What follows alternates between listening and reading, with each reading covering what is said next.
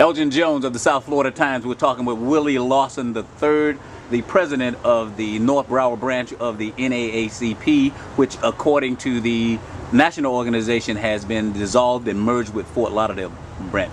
President Lawson, what is the status of your branch at the present time? The status of my branch at this time, again, we're waiting official writing, words from the national office as to what is our status.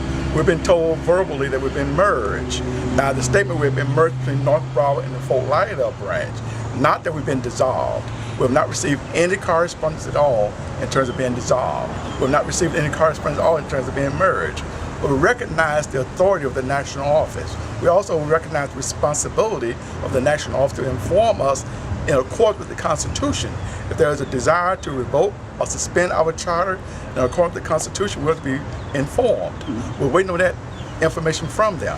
At the same time, in recognizing the authority of the NAACP, we have not been going out saying North Broward NAACP. We have been taking action as individuals, as a group, to try to do the things that the NAACP would do, particularly if we notice that at this point in time, that this happened a year ago, a month ago, we have not seen any activity whatsoever in North Broward from the Fort Lauderdale NAACP or any other NAACP. Matter of fact, if you call the Fort Lauderdale number as of 2 days ago, they still identified themselves as the Fort Lauderdale branch of the NAACP, not a combined branch. This has been a situation for years. They've been trying to merge the two branches. Actually, been trying to take over the North Broward branch. Ever since we did the merge in the Miami-Dade area, they have been trying to do the same thing since 1988. But we have no objection to merging under this proper situation. But at this time, it is not in accordance with the national office as we understand it. We're waiting on written information. We've talked with the staff at the national office. We've talked with Reverend Ford and talked with everyone in terms of what is the status of the branch and why we're not going in accordance with the rules and Constitution of the National Association for the Advancement of Colored People. We're talking about due process. So the national branch, what have they told you? Have they told you that you are merged? Okay, Mr. Stafford said that we are going to be merged, a letter going to be coming out. That was back in October. And who is Mr. Stafford? Mr. Stafford is the branch administrator for national office in Baltimore. Reverend Ford has said that we've been merged and we're going to be getting a letter. Okay, and who is Reverend Ford? He's on the board and he's been talking about capacity for the branches. We have not received anything from anyone else. And were you given any notice that this was even under consideration? No. Have you had any discussion with the leadership at the Fort Lauderdale branch about that? No. No. And why do you think the decision was made then to merge the two branches? Well, according to Reverend Ford, it was the increased capacity. But when you said merge take on different characteristics. It's one thing to merge branches in terms of the leadership, where you combine the members and it's done in accordance with elected officials from both branches. But when you just say you're going to dissolve a branch and create a total leadership for a particular area that's not been addressed by that particular branch, we have a serious problem here. And how would you characterize then what has happened? I would characterize it as not in the traditional sense of the NAACP in terms of due process. We often go to court in terms of other companies, what have you, about being denied due process. But here we have a problem in-house where due process is being denied the members of the branch. We have over 100 members at this time being disenfranchised by the national office. And you have over 100 members in the North Broward branch? Yes, we do. Would you characterize what has happened as a takeover? Well, I would think it's more than a mess over as opposed to a takeover. A mess over. Because we feel we're being messed over. And I think that the minimum, we should have something in writing and also have some type of an appeal process.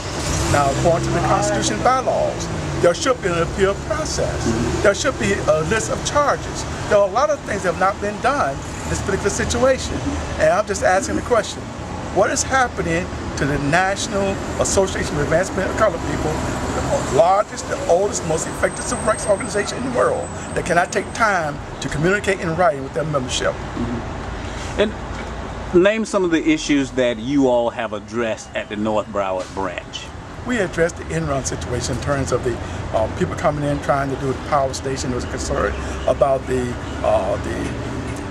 atmospheric condition it was going to have. We talked about police brutality, the situation where police officers were putting mostly black folks down on the ground, leaving them on the ground. We dealt with police brutality issues. We asked questions about investigation of people being killed. Eric French, Raymond Lawson, other individuals we have addressed in the North Broward area. We have addressed problems with the school system, teachers being fired improperly, principals being removed improperly. We have addressed problems in terms of North Broward, Fort Lauderdale, the city of Fort Lauderdale, and going there at the request of parents, addressing issues about discrimination in the city of Fort Lauderdale. We'll participate in marches, the voting registration right, and those type of things, just some of the things, including the issues about the CRA and their operation here in the city of Pompano. Those are some things we have done recently. Okay, and you say the CRA, you mean the redevelopment effort that's underway in the city of Pompano? We're talking about the Community Reinvestment Act as well as the Community Redevelopment Agency, because there are some concerns with the CRA, both from the banking industry as well as the land industry, and we're involved in both of them. And that's happening for the most part in the predominantly Northwest Black and minority It's happening primarily in the CRA West, where we have over 300 pieces of property that have been taken over by the CRA board with no plans for development. We look at Martin Luther King Boulevard. There are no black-owned businesses. At the same time, we're talking about investment and improving the community. Where is this happening other than tearing down buildings and taking property off the tax roll? And so where do you go from here? What do you or your board members plan to do? According to the national office and members of the national board, the North Broward branch doesn't exist anymore. Well, we will do the final analysis in terms of whatever appeal process may be available to us in terms of the national office. At the same time, we're looking at other options because we hate to lose the leadership we have and the awareness of what's going on in the city of Pompano and Deerfield and taking care and addressing some of the issues. Hopefully, the national office will look at it and say, hey, we made a mistake. There's nothing wrong with admitting to a mistake. And if there's a mistake that's been made, admit to it and resolve it. But if there's an intention to get rid of the North Broward branch, the only question can be said or asked, why? And have you reached out to anyone at the national office or the executive director in an effort to get answers? Well, I think when I call the national office, that's a reaching out process there. That's the normal process.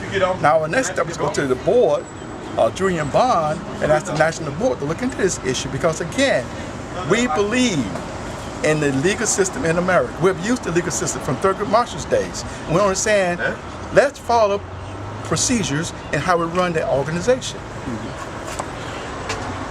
So, what's your next step? My next step, at this point, we already developed our next step. What we're doing now, again, appealing to the national office.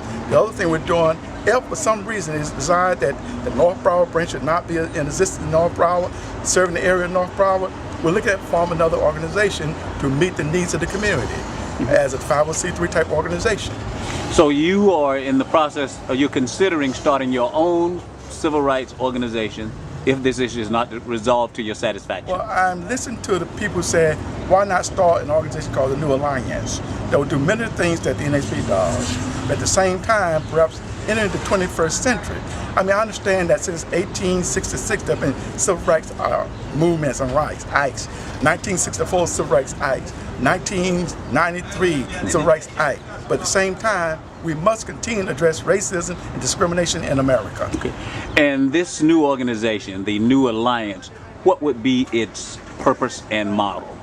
The purpose would be to address the issues of discrimination, unemployment, foreclosures, discrimination, quality education, and the model would be similar to what the NAACP used and using the Niagara movement as their model. So you're saying that if this issue is not resolved, you and your members are prepared to start your own independent, separate organization? What I'm saying is, as a life member of the NAACP, I will continue to support the NAACP. But if there's a decision made that my leadership is not sufficient, I will look at other options. Including starting this new organization? That would be one of the options, yes. All right, thank you. Willie Lawson III, President of the North Broward branch of the NAACP. Thank you, sir.